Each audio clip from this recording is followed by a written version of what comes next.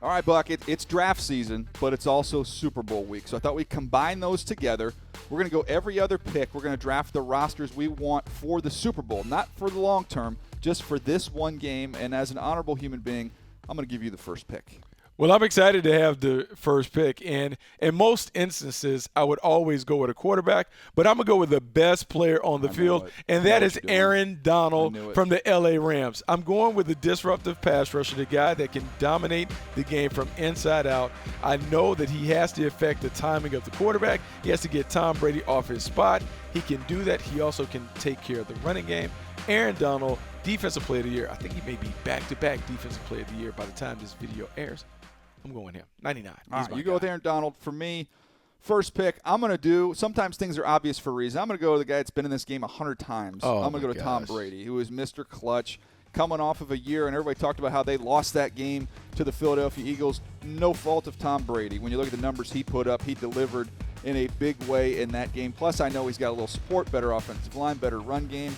There is nobody I trust more on the Super Bowl stage than TB12. I will go Tom Brady with my first pick, Buck. I mean, that's a nice pick. I hope you get a couple of referees and some penalty flags to help you spare you from a 3-interception game. But yeah, that's fine. Go ahead. That's fine. No. What are you talking about? Where am I going? Where am I going? I know. I've already wrote down who you're picking. Oh, you wrote down who I'm picking? Yeah, I already know. I don't even know who I'm picking. I'm still trying to figure it out right now. I already know. I am picking James White with the third pick. And the reason I'm picking James White with the third pick is because in the past 2 Super Bowls, he has been the biggest offensive player for the New England Patriots. They are leaning on him. They can continue to lean on him.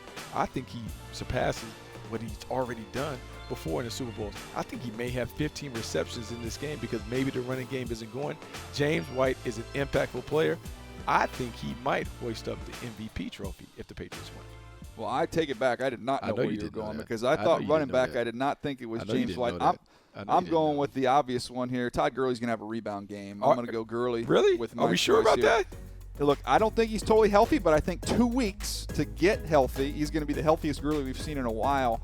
And what he can do, not only running the ball, you talked about James White catching the ball. Gurley can do that as well, except he's not going to be catching the ball in the flat, Buck.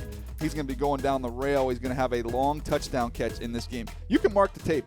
Just mark it right now. Todd Gurley will have a touchdown reception of 40-plus yards in the Super Bowl. You can take that to the bank. So I'm going to go Todd Gurley with my second pick.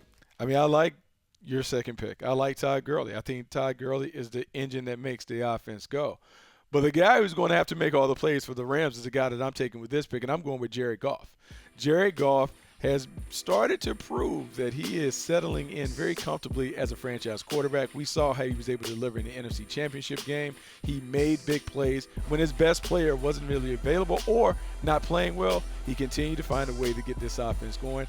Jared Goff is the pick for me. I think he's going to have a big game in this Super Bowl. Yeah, I mean, look, strategy-wise, you probably could have waited because I already took my quarterback, so you could have waited a little bit longer there. But, hey, you know, I'm not here to hold your hand as we go through this we're talking about quarterbacks. We're talking about best players. I think he's going to have an outstanding performance. Goff could have been my backup there. I could have done that. I mean, you could have done that if that's how you wanted to play it. I'm going to go with the best secondary player in this game. And for those thinking he plays for the Rams, you're wrong. It is not Talib. It is not Marcus Peters. Stephon Gilmore is the best corner on the field in this Super Bowl. I've seen him wipe out players throughout the playoffs. He gets on you. He locks you up. He's physical. He can play the football.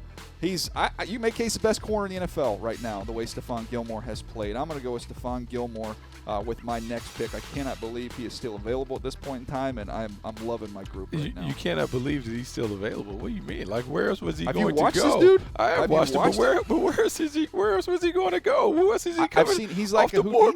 I mean, he makes wide receivers disappear. Oh man, I mean, I guess. Go ahead, Buck. Go ahead. We'll see if he. Seventh pick. Who you got? Those guys disappear. All right, seventh pick.